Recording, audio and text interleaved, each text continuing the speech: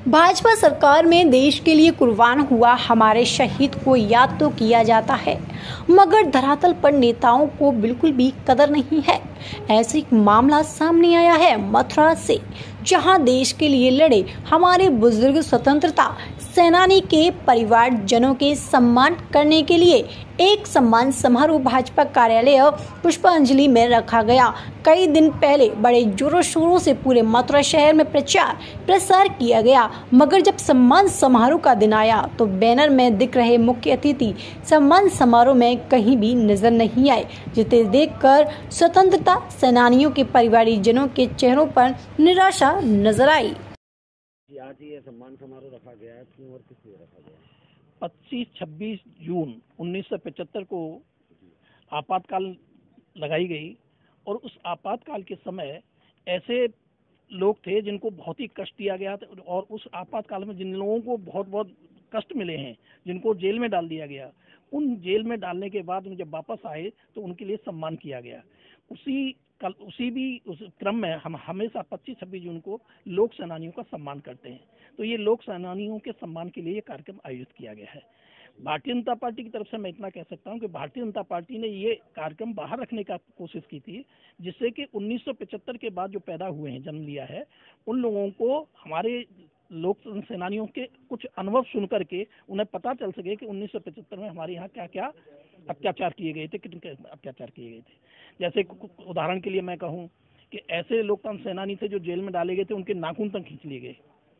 कर्नाटका की एक एक्ट्रेस थी स्नेहलता रेड्डी, उनको तो गिरफ्तार कर लाए, और सिर्फ इसलिए गिरफ्तार कर लाए कि वो जॉर्ज फर्नांडिस जी के नजदीक थी, और इसके बाद उनको इतना दुखी किया कि वो 8-10 दिन बाद ही एक्सपायर कर गई। ऐसे ही यहाँ हमारे जो लोकतंत्र सेनानी हैं जिन्होंने जेल में रह करके 18 महीने जेल में रह करके अपना पूरा सब कुछ का त्याग दिया था, और इतना कष्ट मिला, उनके परिवार के लिए किस तरह से संकट आए, उन संकटों को हम याद करने के लिए ही कार्यक्रम करते हैं, जिससे कि हमारे युवाओं को पता चल सके कि किस तरह से हमारे लोगों ने कष्ट पाए। आज कितने स्वतंत्रता सेनानी परिवारों को सम्मानित किया गया है? हमारे टोटल स्वतंत्रता सेनानियों की हमारे यहाँ सूची थी लगभग 155 की थी। उससे 155 में से आज की स्थिति में 75 स्वतंत्रता सेनानी जीवित हैं।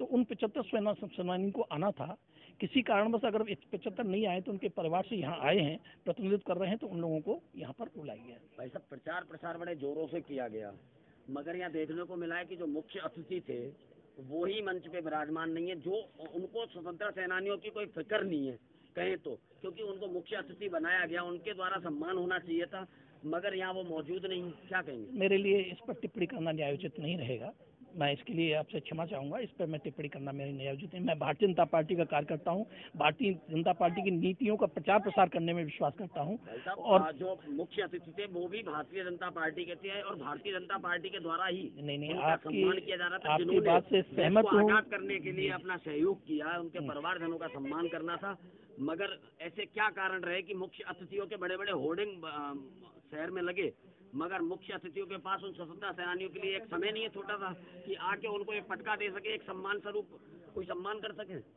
ऐसे मुख्य अतिथि किन परिस्थितियों में, किन कारणों की वजह से नहीं आ पाए, इस पर मेरा टिप्पणी करना तो उचित नहीं है, लेकिन ऐसा मानता हूं कि हमारे भारतीय जनता पार्टी के वरिष्ठ नेता हैं जो मुख्य अतिथि के रूप में थे, शायद उनका कोई दूसरी जगह कार्यक्रम लगा होगा, और इस कार्यक्रम के जैसा ही इम्पोर्टेंट कार्यक्रम रहा होगा, तो उस कार्यक्रम में उनकी सहभागिता होगी, मैं ऐसा मानता हूँ। लेकिन मैं ऐसा कहना कि मतलब वो अपमान कर रहे हैं, ऐसा नहीं। सम्मान उधर भी कहीं सम्मान। मैंने सर अपमान नहीं कहा, मैंने कहा उनके पास इतना समय नहीं है। नहीं। जिन्होंने देश को आजाद करने के लिए बलिदान दिया, जेल में रहे, हाँ, निश्चित कितने कष्ट सहे, बिल्कुल उनके परिवारों को सम्मान करने के लिए। आज से पहले फौजी जो हमारे शहीद हुए थे उनका सम्मान रखा गया था संग्रहालय पे, तब उनके लिए टेंट तक नहीं था, क्योंकि भारतीय जनता पार्टी के सानिध्य में ये सम्मान किए जाते हैं। अपना सम्मान कराने के लिए पटका भी चाहिए, सारी चीजें चाहिए, मगर जब देश के लिए जिन्होंने अपना सहयोग किया, जिन्होंने अपना सब कुछ लुटा दिया देश पे, उनके सम्मान के लिए जब बात आती है तो कहीं ना कहीं परे हटते हुए नजर आते। क्या कहेंगे? मैं उन्हें एक बार स्पष्ट कर देना चाहता हूँ कि भारतीय जनता पार्टी के जो मुख्य अतिथि या विशिष्ट अतिथि के रूप में जो आने वाले थे, उनके कार्यक्रम लगे होंगे, और उस कार्यक्रमों में उनकी भी सहभागिता रही होगी, उस कारण नहीं आ पाए। हम लोक सेनानियों के सम्मान में विश्वास करते हैं, सम्मान करते थे, करते हैं, और हमेशा करते रहेंगे।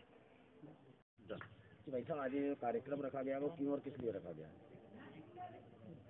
माननीय मोदी जी के 9 वर्ष के सेवा काल के बाद अमृत काल का जो वर्ष चल रहा है उसके मनाते हुए हमारे योगी जी और मोदी जी में ये लोकतंत्र सेनानियों का दर्द समझा और सुना और व्यवहारिक रूप से देखा, तो उनको परखने के बाद, समझने के बाद भारतीय जनता पार्टी ने, योगी सरकार ने, मोदी सरकार ने यह निर्णय लिया, हमको उन लोकतंत्र के प्रहरियों का सम्मान करना चाहिए। तो भाजपा की तरफ से और गवर्नमेंट की तरफ से ये आह्वान है कि जिन्होंने लोकतंत्र की रक्षा की उनका सम्मान इस अमृत काल में होना चाहिए। जब अमृत बरस रहा है तो सभी को मिलना चाहिए, और ये वो इमरजेंसी का दौर उन लोगों ने देखा और सहा, उसकी कल्पना आप और हम कर नहीं सकते, क्योंकि हम उस समय पैदा भी नहीं हुए थे जब यह कष्ट हमारे लोकतंत्र के सेनानियों ने सहा और समझा। आज कितने स्वतंत्रता सेनानियों को सम्मान किया गया है? लगभग 100 की संख्या होगी। हमारे बीएसए कॉलेज के डॉक्टर प्रोफेसर भारद्वाज जी ने हमारी पार्टी की तरफ से वो नियुक्त हुए, उन्होंने सभी का सम्मान, और उसकी जो अध्यक्षा रही माननीय प्रोफेसर आशू रानी, जो वाइस चांसलर हैं यूपी BR अम्बेडकर यूनिवर्सिटी से, तो उनका सम्मान हुआ, उन्होंने उनका सम्मान किया है।